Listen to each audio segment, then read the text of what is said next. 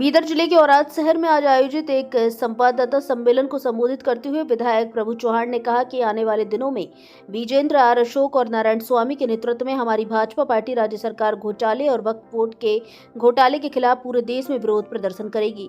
राज्य में 4 दिसंबर को बीदर के गांधी गंजा से एक साथ वक्फ बोर्ड कार्यालय तक विशाल विरोध प्रदर्शन किया जाएगा और वक्फ बोर्ड कार्यालय का घेराव किया जाएगा। विधायक ने जिले के किसानों से इस विरोध प्रदर्शन में भाजपा कार्यकर्ताओं द्वारा बड़ी संख्या में भाग लेने का अनुरोध किया।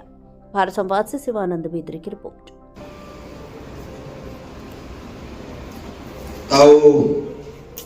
ನೋಡ್ತಾ ಇದ್ರಿ ಕರ್ನಾಟಕ ರಾಜ್ಯದಲ್ಲಿ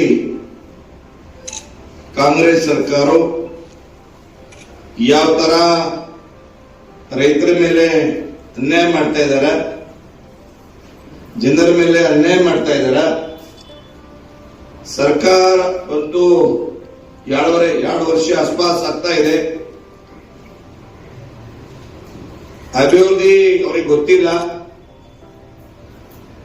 ಜನರಿಗೆ ಮೋಸ ಮಾಡಬೇಕು, ಆಯ್ತು ಗ್ಯಾರಂಟಿ ನೇಪ ಹೇಳಿ ಅಧಿಕಾರ ಬಂದ್ರು, ಆಯ್ತು ಗ್ಯಾರಂಟಿ ಕೂಡ ಚಾಲೂ ಆಗ್ತಾ ಇಲ್ಲ, ಯಾರಿಗೆ ಮಹಿಳೆಗೆ ಅಕೌಂಟ್ ನಲ್ಲಿ ದುಡ್ಡು ಹೋಗ್ತಾ ಇಲ್ಲ। ಆದ್ರೆ ಕೂಡ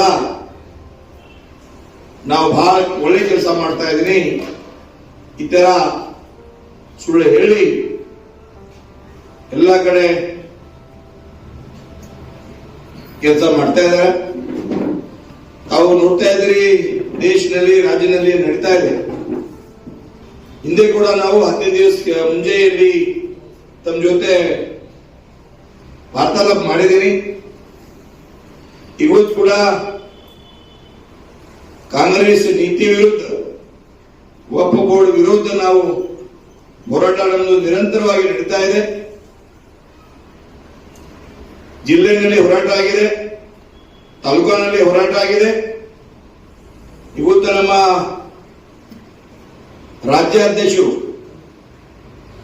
ತರುಣ್ ತಡದ್ದಾರ್ ರಾಜ್ಯಾಧ್ಯಕ್ಷರು, ಯುವ ನೇತೃತ್ವ ನಮ್ಮ ವಿಜೇಂದ್ರ ಅವರ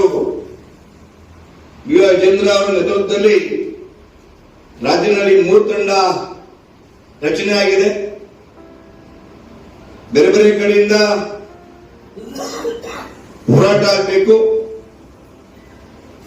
4ನೇ ತಾರೀಕು ಬೀದರಿಂದ ನಮ್ಮ ಬಸವಕಲ್ಯಾಣ ಹೇಳ್ತೀವಿ ನಾವು ಹಮೇಶ, ಬೀದರಿಂದ ಹೋರಾಟ ಬಹಳ ಜೋರಾಗ್ತಾ ಇದೆ। ನಮ್ಮ ಉದ್ದೇಶ ಅಷ್ಟೇ, ಬೇರೆ ಹೇಳ್ತಾ ಇದಾರೆ ಬಿಜೆಪಿ ಅವರು ಹೋರಾಟ ಮಾಡ್ತಾ ಇದಾರೆ, ಬಿಜೆಪಿ ಅವರು ಹೋರಾಟ ನ್ಯಾಯ ಸಲುವಾಗಿ ಹೋರಾಟ ಮಾಡ್ತಾ ಇದಾರ, ರೈತರ ಸಲುವಾಗಿ ಹೋರಾಟ ಮಾಡ್ತಾ ಇದಾರ, ಕಾಂಗ್ರೆಸ್ ನೀತಿ ಧೋರಣ ವಿರುದ್ಧ ಹೋರಾಟ ಮಾಡ್ತಾ ಇದ್ದೀನಿ। ನಾವು ಹಿಂದೆ ಹೇಳಿದೀನಿ, ದೇಶದಲ್ಲಿ 9 ಲಕ್ಷ ವಕ್ಫ್ ಬೋರ್ಡ್ ಪ್ರಾಪರ್ಟಿ ಆಗಿದೆ, ರಾಜ್ಯದಲ್ಲಿ 1,15,000 ಮೇಲಾಗಿದೆ, ಇವು ಬೀದರ್ನಲ್ಲಿ 13,000, ಔರಾದ್ನಲ್ಲಿ 200ಗಿಂತ ಜಾಸ್ತಿ ಆಗಿದೆ। ನಿನ್ನೆ ನಾನು ಓದಿದ್ದೀನಿ ಪೇಪರ್